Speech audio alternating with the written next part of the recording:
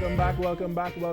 You are watching our morning show right here on TTT. If you are just joining us and you hit that snooze button on your alarm and you just woke up to catch us, well, good morning to you, and we hope that we can make your morning a little brighter as we continue to do here on the Now Morning Show. Starting your day off in a positive way, and that is our job. That is our job, to make you smile this morning and to make you smile every morning, that we are here to share all the wonderful things we have to share with you. And if you had missed it, we're speaking about so many wonderful things that are going on. One of the things that we were speaking about is Paige Turner, who is representing the red, white, and black in that competition, The Voice.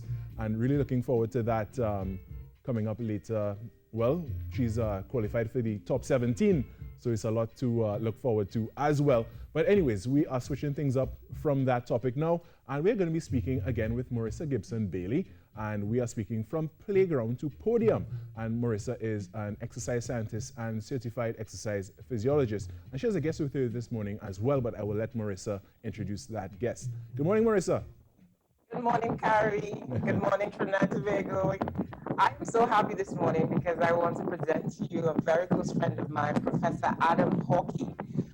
He is a professor of sports and exercise science and human performance and a strategic lead for forward information knowledge exchange at Solent University, Southampton. So he has been around the world. You're talking about NASA, you're talking about the Olympics, the Commonwealth, you're talking about the Kennedy Space Center, biomechanics. The list goes on. We wouldn't even have time to talk about the accolades of this man. And so I just want to welcome Professor Adam Hawkey. Welcome virtually to Trinidad and Tobago. Thank you, Marissa. It's lovely to be with you all. Oh, yes, thank you, and welcome. Thank you for joining us this morning, Professor. So, Professor, could you tell us a little bit about yourself and what your current role is?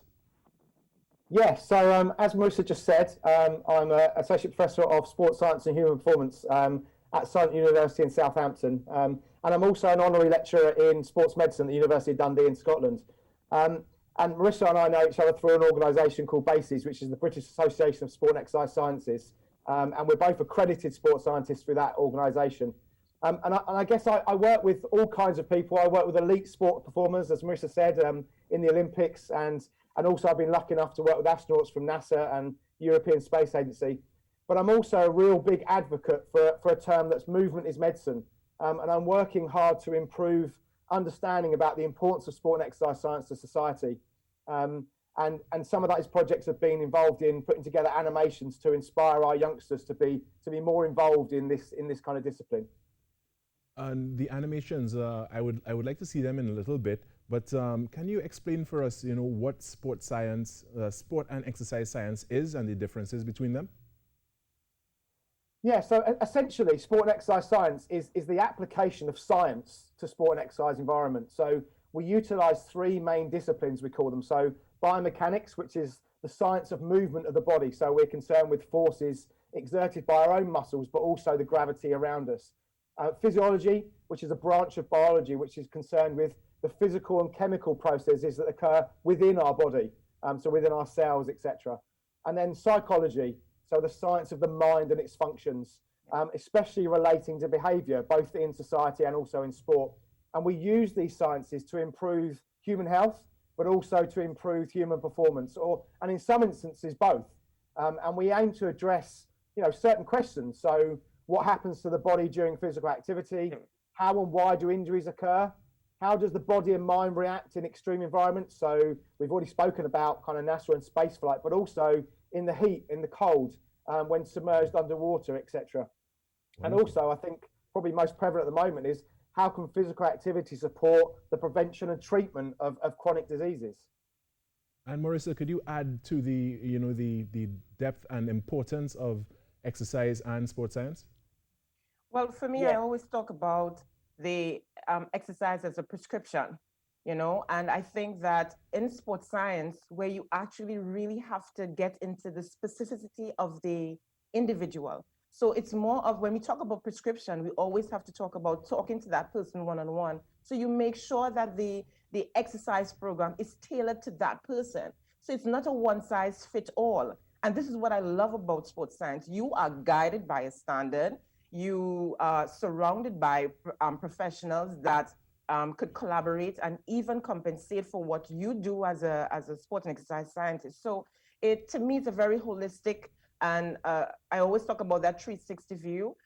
So for me, sport medicine, on the other hand, is something that I always want to differentiate because it's not the same as sports science. It is complementary, and they may see us as complementary, but I think that's very key for us to really differentiate in these segments coming up. What is the difference between the two? And Professor Hawkey, I'd like to speak about the animations a little bit. Who are they targeted toward, and what's the intention behind it?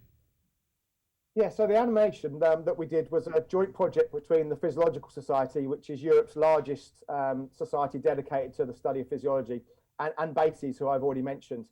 And it was really aimed at highlighting the incredible work that sport and exercise scientists do in a wide range of roles and careers. So, ranging from, as I've mentioned before, supporting elite athletes like those in the Olympics and Paralympics. And we do a lot of work in the English Premier League in football. But we also assist with testing of equipment for emergency service personnel. We help to prepare individuals for surgery with bespoke training programs, similar to what Marissa's just been speaking about. But we also conduct really important research to help us in our daily lives. So, we're all working at home at the moment, or a lot of us are. We're in a lockdown at the moment in the UK, so everyone's sitting down a lot. So there's lots of research now to look at, well, how can we be more healthy working at home? How can we make sure people are more active and understand the messages that their bodies are giving them to them on a daily basis? So that the animation was really designed as a general population tool to tell people the importance of sports science. But I think also important on International Children's Day that we're trying to inspire the youngsters to get more involved in physical activity. So real focus on generating youngsters to be involved in activity so that they can be involved in it for the rest of their lives. And Marissa, do you see the use of the animations benefiting Trinidad and Tobago? I do, especially for those, the ordinary man on the street could be able to understand that sports science or exercise science is not just only for amateur elite athletes. It involves everyone. When you talk about exercise, it involves everyone. It's a broad spectrum. And as I always say, it has to be prescribed to you. And that is why you have to have that one-on-one for it to work. So I think that anyone seeing it, if you didn't know about sports science before, I believe this would help. At least it would start a conversation in your own mind about, how could this thing help me? And Professor Hawkey, what's your connection with Trinidad and Tobago and the development of the plans for sports science, the intersection between sports science and exercise science? Yeah, so my connection is sitting right in front of us. So that's my good friend Marissa. So we've known each other for a number of years and both bases accredited. And she contacted me to ask if I could support her efforts in raising the profile of sport and exercise science and sports medicine on the islands. And I feel passionate about assisting her because it's so important to educate everybody about the benefits of taking regular physical activity and being involved in sport and being participants in sport. If we can capture the imagination and enthusiasm of people across the islands, educate them on how they can improve their physical health and mental well-being as well. It has a positive impact on our mental well-being, and also helps us to interact with others. And let's be honest, we're going to need that interaction, as we come out of lockdowns and come through this pandemic. We want to be a healthier, happier population, and sport and exercise has the ability to do that. But it also has the ability to have a smaller financial burden on society because people require less healthcare, they require less operations. So we can help to contribute to a better health and wealth of the nation. And I'm hopeful that Marissa and I can establish an even more of a relationship between our island and your islands, and help to improve the education opportunities for all in sport and exercise science. Which brings a very key point, Carrie. Today is Universal Children's Day. Yeah. And don't think that sport and exercise science doesn't affect those little people as well. I must say this because they have that right to be developed properly. And as watching my son grow, I see the importance of doing the same thing I always talk about, physical literacy. If you incorporate the basic of psychology, the basics of biochemistry, biomechanics into these young children growing up, they can become anything they want to, if they want to get into sport, any sport. So we are creating that great foundation. I always talk about building your house on solid ground, Right. you know? So I really think that parents who are looking on, get involved in physical literacy, talk to the coaches, get them to do a solid foundation. It is not early to get sports psychology into your child's life. They earn that right.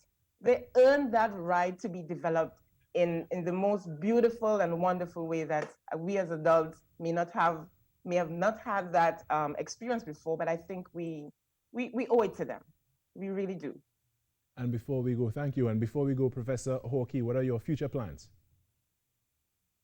So at the moment, we're looking at ways that we can promote sport and exercise science, as I say, in Trinidad, working with Marissa. In the UK, we're obviously looking at ways that we can further promote exercise and physical activity.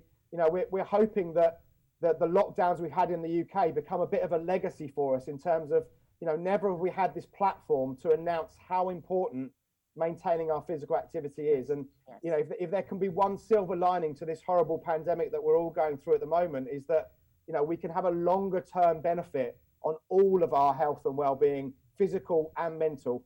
And I guess I'm just trying to use that platform to educate people the best that I can.